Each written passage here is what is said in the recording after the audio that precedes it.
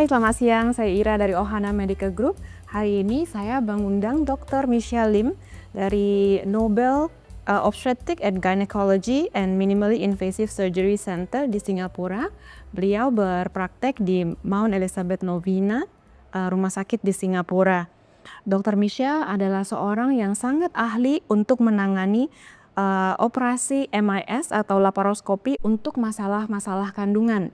Jadi hari ini kita akan bertanya kepada beliau mengenai miom, kista, dan kista coklat atau endometriosis. Selamat siang, Dr. Michelle. Hi, Dr. Michelle. Hi, nice Yeah, to meet you. nice to meet you.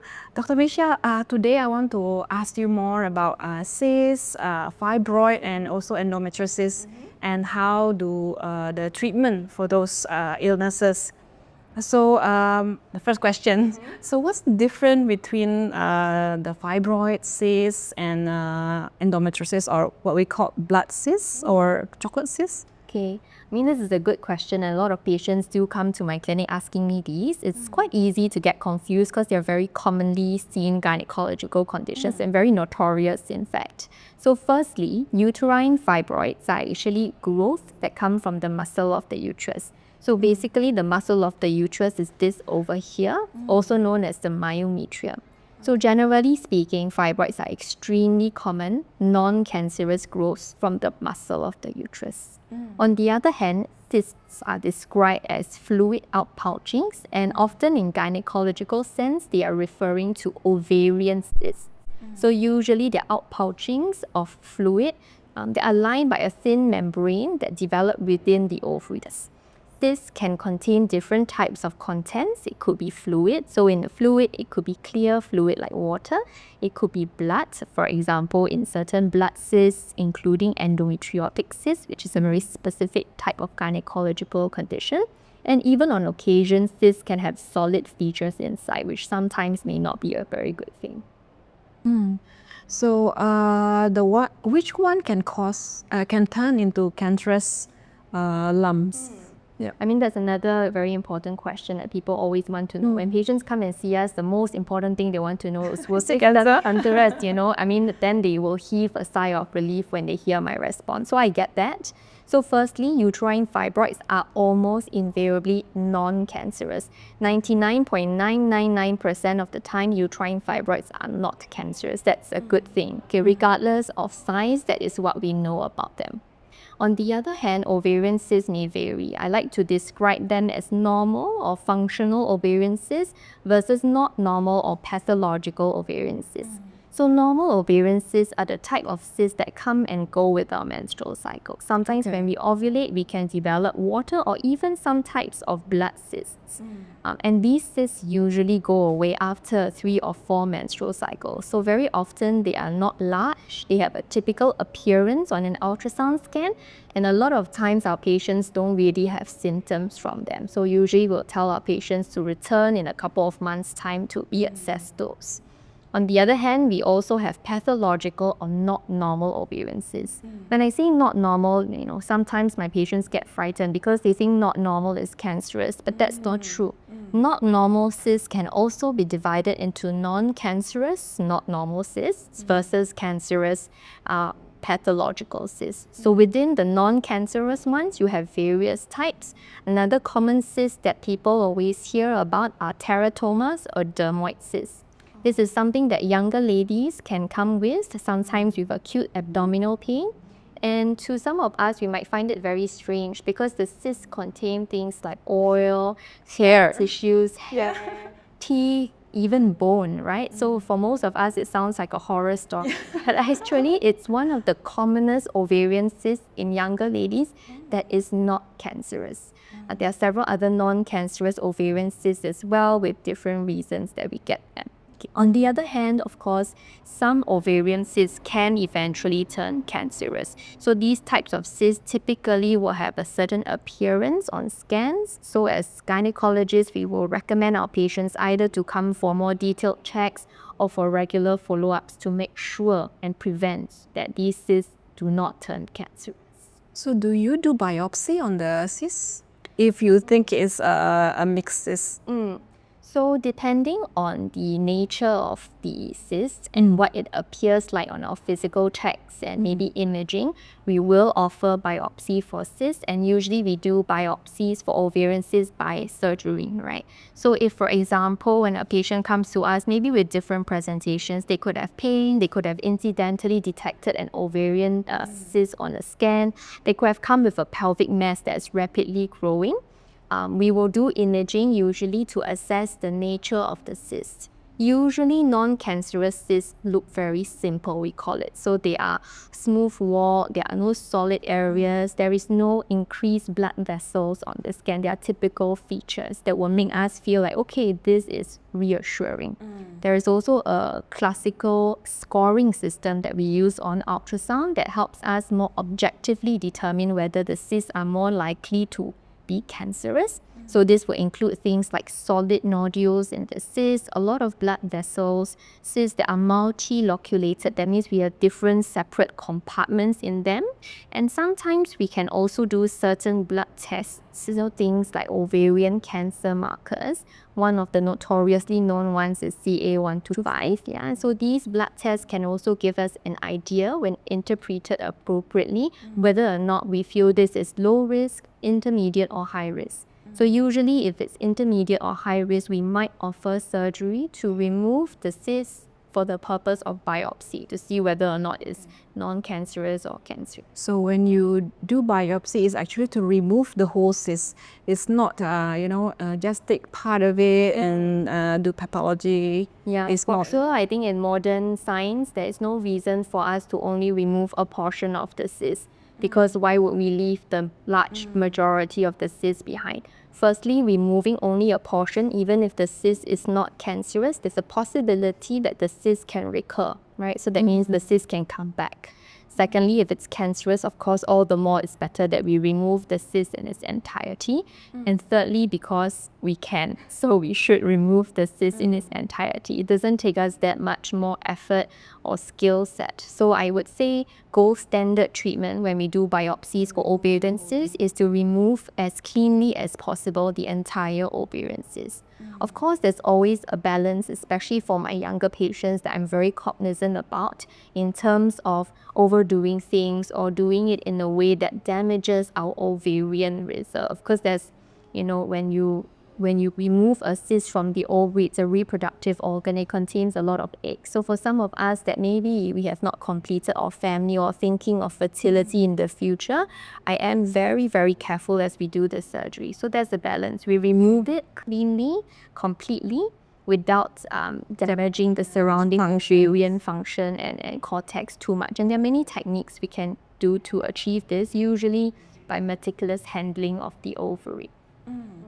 So, how actually when the patient come to you, right? What is the symptoms that they are experiencing, and how do you diagnose it?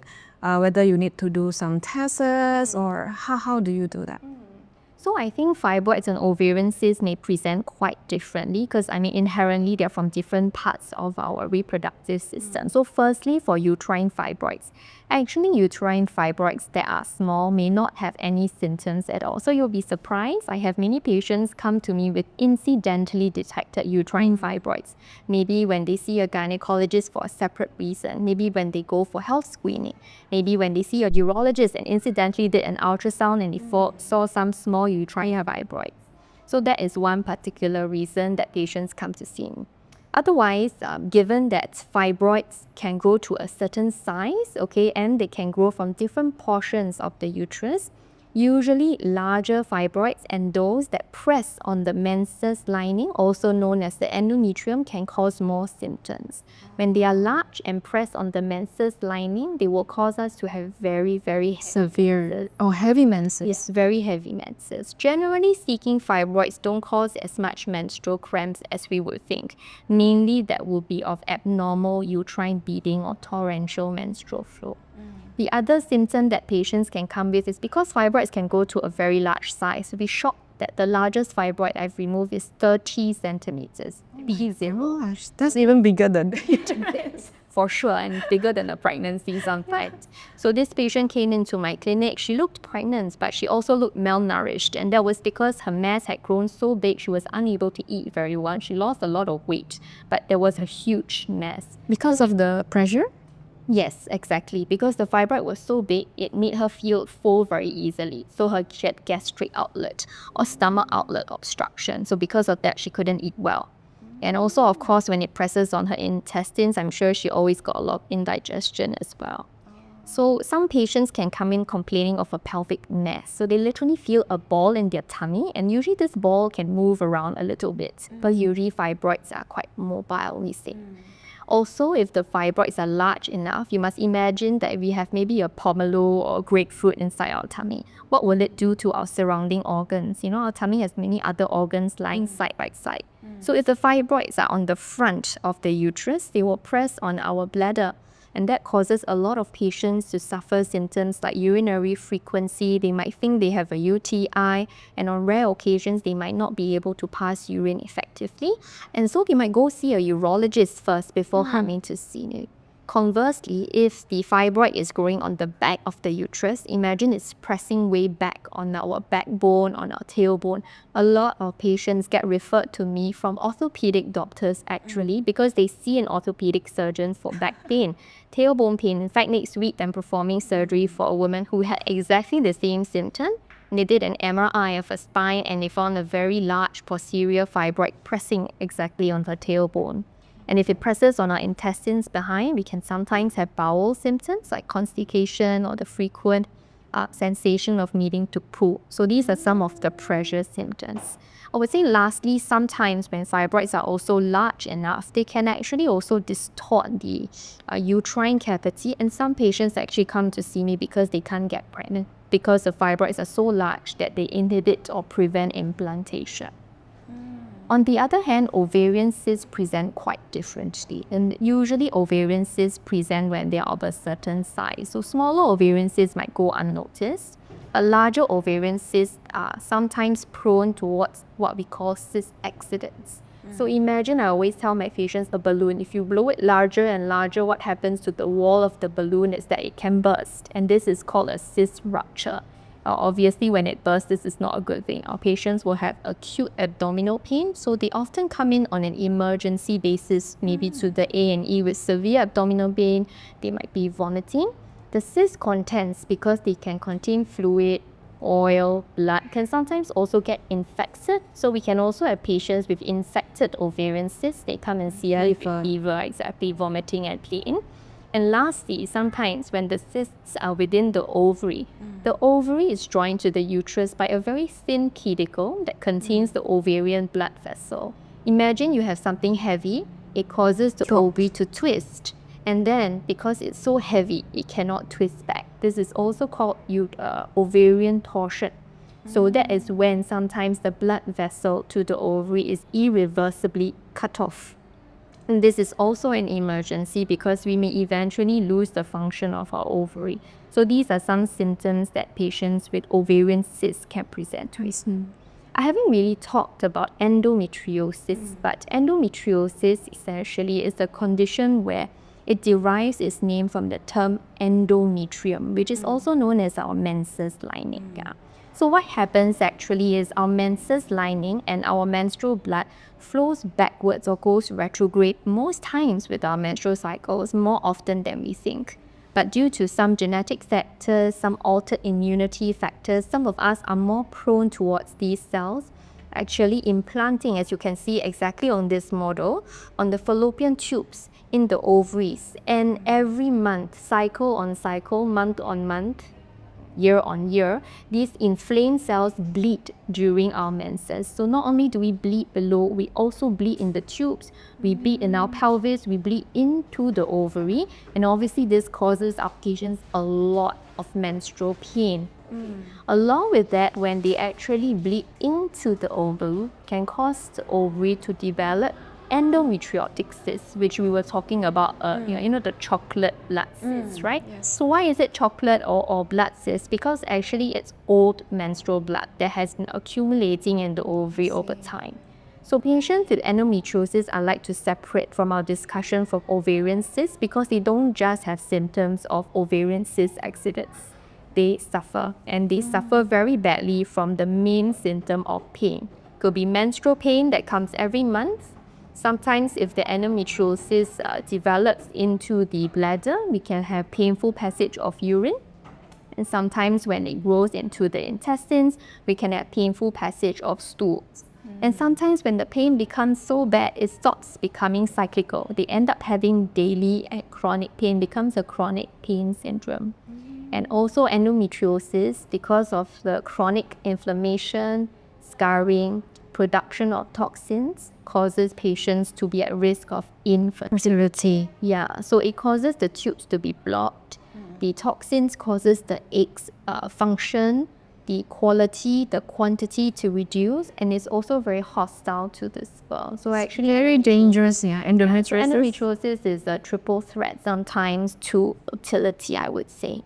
Yeah. Having said that, endometriosis is far commoner than we think, and there is a wide spectrum of clinical manifestations. Not everyone with endometriosis gets the full-blown spectrum of symptoms. So I would say that usually for my patients with endometriosis, I tell them take heart, come and see me first before we, kind of find a tailored plan and find out exactly what kind of manifestations that they have. So Can they you- not treat. Can endometriosis be cured totally, or will it come and go after even A treatment? very good question, and something that I always have to disappoint my patients with. Unfortunately, endometriosis is a chronic, almost lifelong condition. And you can understand why just because of the reason we have endometriosis. Every month when We have you get your menstruation cycle, it will flow backwards again. The good thing though is these days we have modern medicine and certain types of very effective hormone treatments that help to thin out the menses lining and prevent retrograde menses. So by taking these medications, it helps to prevent worsening of the endometriosis, and actually it's directly targeting at some of the inflammatory markers to making the environment a lot more quiet. I very often give my patients who undergo surgery for endometriosis these medication, because the most important question people will ask me is, after the surgery, what's going to happen next month? Is it going to come back again? Exactly, it will come back again, and that's not what we want. We do not want to operate again and again. Not only is it harder and harder to do each time we do the surgery, it's risks to the patient, risks to their egg reserve and their egg ovarian function as well. And actually in the past, when I first started my career, it wasn't so surprising to see women give me a history of endometriosis, and they'll tell me, oh, I had 3 or 4 surgeries.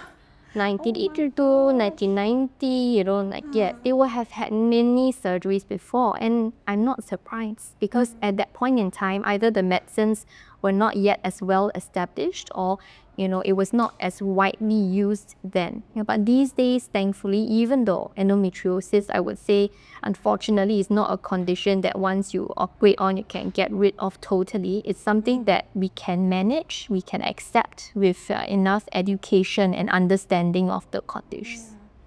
And the last good thing is that, generally speaking, because endometriosis is an estrogen-dependent disease, it is most active during our reproductive years. That means in our 20s, 30s, and early 40s. And gradually, as our hormones decline, as we reach our mid-40s and menopause, the symptoms generally get better, and the floridness of the disease, right, and the inflammatory nature does tail down. So that's something that can sometimes We look forward to. Exactly, yeah. So if I understand that if the treatment for endometriosis after the surgery is to give hormone therapy to reduce the menstruation blood, so-called, but is it normal not to have so much blood coming out? Where does the blood go to? Another very, very good question, which I often get asked lots. Okay, so firstly, it is perfectly safe. So these medications are perfectly safe to be used long, medium term, even all the way up to menopause. And by understanding how it works, we don't get so worried. So what these medications do is that they mimic progesterone. Some of them are actually progesterones and some mimic progesterones. What are progesterones? Progesterones are a type of female hormone. Commonly, we have estrogen and we have progesterone. progesterone actually acts against estrogen. So endometriosis is an estrogen-dependent disease. So by taking progesterones or these progesterone-like medications, it targets the estrogen.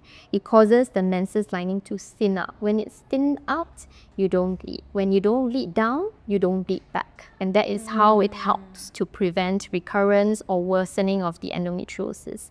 There are also other factors within these medications that help to target some of the inflammatory markers and help to quieten the disease down. So that's how it works. So it's perfectly okay not to have menses or to have very, very light bleeding. Okay, I understand you are your subspecialties is minimally invasive surgery. Yes. And so can you explain more about it? What does it do, and can it be used for treatment of fibroids, cysts, and endometriosis? Of course. So minimally invasive gynecological surgery is when we use small incisions instead of the traditional larger incisions. In the past, most incisions to allow access for surgery were larger ones, either horizontal or vertical. Besides not looking so nice, okay, the main thing about them that's detrimental is the amount of pain they cause and the amount of duration patients need to take to recover. So by making small incisions, generally speaking, one main incision in the belly button of around 1 centimeter in size, just like this, and several smaller ones around our tummy, so maybe around 0.5 centimeter in size, really small, half of your fingernail size. What we can do is we put a camera inside, we magnify, and so we can see all of our organs and the pathology very clearly, and we put very advanced surgical equipment inside to perform the surgery exactly as how you would do traditionally in open surgery. The main benefit of this, okay, small incisions means less pain. Less pain means our patients walk around faster and they recover faster, they get discharged from the hospital faster, it's more cost efficient, and overall patient satisfaction is greater. Recovery can be so quick that on the same day of surgery, just like a couple of days ago, I did a laparoscopic removal of fibroids for one of my patients. On the same day, a few hours after the surgery, she was walking to the toilet on her own, able to pass urine on her own, and next day she was well and able to be discharged home. This is in comparison to abdominal surgery patients. On the first day, they're always like in bed, usually in a bit of distress, and then they might take a few days before they can start walking around. Not to say that traditional approaches are not good. I think there are advantages and disadvantages also. And there are definitely some times where we have to use traditional approaches, but I think that's where minimally invasive surgery is definitely beneficial. So for removal of uterine fibroids, what we do is usually we will make an incision on the uterus where the fibroid is, remove the fibroid, okay, and then suture the uterus with stitches via laparoscopy to restore the anatomy to stop the bleeding, just like how you would do in open surgery. But my patients always ask me, where does the fibroid go? Because 15 centimeters, you want to take it for 1 centimeter incision. I mean, it's no rocket science, but what we do is we cut the fibroid meticulously and painstakingly into 1 centimeter strips. And then we remove it from the band. That's a lot of work. It's a lot of work, but I would say with time, experience, practice, actually we've taken the duration of such surgeries to a very reasonable time, because sometimes patients ask, is it going to take a lot longer, right? So usually we can achieve laparoscopic myomectomies maybe within 1.5 to 2 hours. Oh, that's fast. It's a very reasonable duration of time. Yeah, I think that is actually quite a conservative estimate. Yes. For ovarian cysts and endometriosis, actually most times the approach of choice would be minimally invasive surgery, because sometimes ovarian cysts, they can be drained first. So the larger cysts can be drained to smaller lesions, and then we peel off the ovarian cysts very carefully, taking care to be very gentle on the ovary. There are also certain techniques that we employ to preserve the ovarian function, like we discussed earlier, instead of using energy to burn the ovary, which at the same time causes inadvertent damage to our egg. What we also do is we can suture the ovary, and this helps to restore the anatomy as well. Okay. So last question, Michelle. Can lifestyle changes help to manage or reduce the recurrence of the fibroid or cyst or Yeah. I mean, this is also another question that I often ask myself when patients ask me. I think nowadays, every patient wants to be empowered and take charge. They don't want it to be just the doctors telling you to take a medicine, to do a surgery. We also want to take part in our own healing. So while there may not be very robust evidence, what we know about uterine fibroids is that they are also estrogen dependent. So there are some studies that maybe not as well evaluated, but that suggest perhaps taking foods that are less rich in soy and phytoestrogens can help to reduce the rate of growth of fibroids. But I always tell my patients, everything in life is about moderation. Yes. Okay? Please continue to take a bit of soy sauce, make a sashimi. There is no need to go through life without eating tofu. It's perfectly okay, just as long as you don't overdo things. But if you really want to feel motivated, yeah, maybe you can amend your diet a little. In terms of endometriosis, because endometriosis is actually a very inflammatory condition, certain foods might be helpful. Foods that are rich in nutrients, in antioxidants, that are high in fiber could be helpful in terms of reducing the inflammation that goes on. And of course, conversely, we try to avoid foods that are very pro-inflammatory. For example, things like processed carbohydrates, sugars, processed junk food, that kind of thing usually is not so good for inflammation. And because endometriosis is also a pain condition, patients with chronic pain always benefit from exercise. So exercise is well studied and proven to help release endorphins, and this will actually help our patients feel so much better. I mean, it's hard though, because patients with endometriosis are always in pain. Yeah. And they tell me, yeah, I want to exercise, but every day I'm in pain. So I tell them, just listen to your body and don't be disheartened. Any pocket of time that you feel you are not in pain, go out. Go take a brisk walk, go jog a little. Anything that gets your heart rate going, gets you sweating a little is better than nothing. Anyway, there's nothing harmful about exercise, right? And it's well proven. And sometimes by taking actions to actually reinforce your own health, there's a bit of this psychological or placebo effect. You feel overall better. Healthier. Exactly. Yeah. Thank you so much for your information, Dr. Michelle. I think it's very useful for our audience today. Yeah, I'm glad. Thank you. Helpful.